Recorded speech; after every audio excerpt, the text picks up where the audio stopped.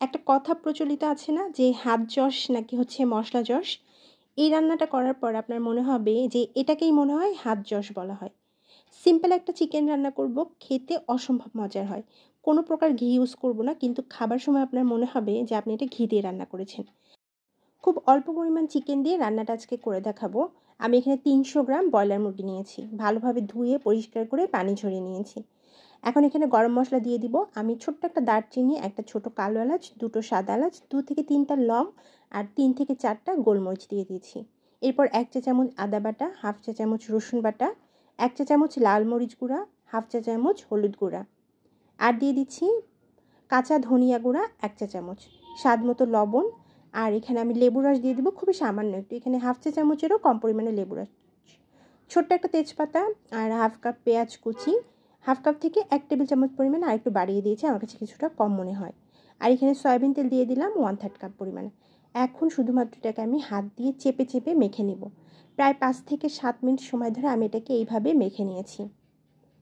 আর এই মেখে নেওয়ার কারণেই কিন্তু এই মাংসের আসল টেস্ট হয়। এভাবে মেখে নিয়ে চিকেন বলেন, গরুর মাংস বলেন বা খাসির মাংস, যে কোনো রান্নাই অসম্ভব মজার হয়। রেস্টে রাখার দরকার নেই, সরাসরি রান্নায় চলে যাব। আমি আগে থেকে চুলায় প্যান বসিয়ে দিয়েছি, গরম করে নেওয়ার পর চিকেনগুলো এর মধ্যে দিয়ে দিলাম। এখন সামান্য একটু পানি দিয়ে বাটিটা ধুয়ে দেবো, যেহেতু মশলা কিছুটা লেগে আছে। পানি নির্দিষ্ট কোনো পরিমাণে, অল্প পরিমাণ পানি দিয়ে ধুয়ে নেড়েচেড়ে মিক্সড করে নিয়ে ঢাকনা দিয়ে ঢেকে আমি রান্না করব 10 মিনিটের মতো। আর চুলাটাকে একদম বাড়িয়ে দিয়ে রান্না করব। এরই ফাঁকে 2 থেকে 3 বার একটু নেড়েচেড়ে দিব কষানোর জন্য। এইভাবে প্রায় 10 মিনিটের মতো মাংসটাকে কষিয়ে নিয়েছি। আর মাংসটা ঠিক এমন হয়ে গেছে, অনেকটা কিন্তু সেদ্ধ হয়ে এসেছে। নেড়েচেড়ে কিছুটা মিক্সড করার পর আমি এখানে ঝোলের জন্য পানি দিয়ে দিব। ১ কাপ থেকে কিছুটা কম পরিমাণে পানি এর মধ্যে দিয়ে দিচ্ছি। এতে করে মাংসটা ভালোভাবে সেদ্ধও হবে আর ঝোল চলে আসবে।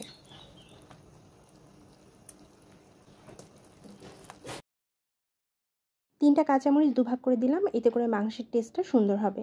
এখন এখানে ১ চা চামচ পরিমাণে মাংসের মশলা, এটা হচ্ছে গরম মশলা আর জিরা ভেজে গুঁড়ো করে নিয়েছি। সবগুলো দিয়ে মিক্সড করে নিয়ে এখন এটা আমি ঢেকে রান্না করার জন্য রেখে দিব। মাংসে একটু ব্রেস্তা দিলে মাংসটা খেতে ভালো লাগবে, আর না দিলেও কিন্তু এটার টেস্ট অনেক ভালো হয়। 2টো শুকনা মরিচ আর ১ টেবিল চামচ কুচি করা পেঁয়াজ দিয়ে ভালোভাবে এটাকে ভেজে নেব। একদম ডিপ ব্রাউন করে ভেজে নিয়ে সরাসরি এটা মাংসে দিয়ে দিব। এইভাবে ঠিক ব্রাউন করে ভেজে দিলে মাংসের টেস্টটা সুন্দর হয়, আর এতে করে স্মেলটাও কিন্তু অনেক সুন্দর আসে। সরাসরি মাংসের মধ্যে দিয়ে এখন রান্না করব, মাংসের ঝোলটা একদম ভারী হয়ে আসা পর্যন্ত। গ্রেভিটা এরকমও নামাতে পারেন, কিন্তু আরেকটু মাখা মাখা করে নামালে টেস্টটা বেশি ভালো হবে। মাংসটা একদম রান্না শেষে এত সুন্দর একটা স্মেল বের হবে, আপনার কাছে মনে হবে যে আপনি পুরো রান্নাটা মনে হয় ঘি দিয়ে করেছেন।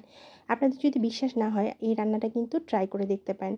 অসম্ভব মজার খেতে হয়। কোরবানি ঈদের সকালে রুটি দিয়ে খাবার জন্য কিন্তু এই চিকেনের রেসিপিটা রাখতে পারেন। সবাই অনেক পছন্দ করবে। আর যাদের বিশ্বাস হচ্ছে না যে আসলেই ঘির স্মেল বের হয়, তারা চাইলে রেসিপিটা ট্রাই করে আমাকে জানাতে পারেন। আপনাদের কাছে রেসিপিটা কেমন লাগে কমেন্টস করে জানাতে ভুলবেন না। নতুন নতুন রেসিপি দেখতে পেজ ফলো দিয়ে পেজের সাথেই থাকবেন। হাতে মেখে মাংস রান্নার পদ্ধতিটা কিন্তু নতুন না, এটা অনেক প্রাচীন একটা পদ্ধতি। আগে কিন্তু এইভাবেই মাংস রান্না করতো। আর এই পদ্ধতিতে সব ধরনের মাংস রান্নাই অনেক বেশি মজার হয়।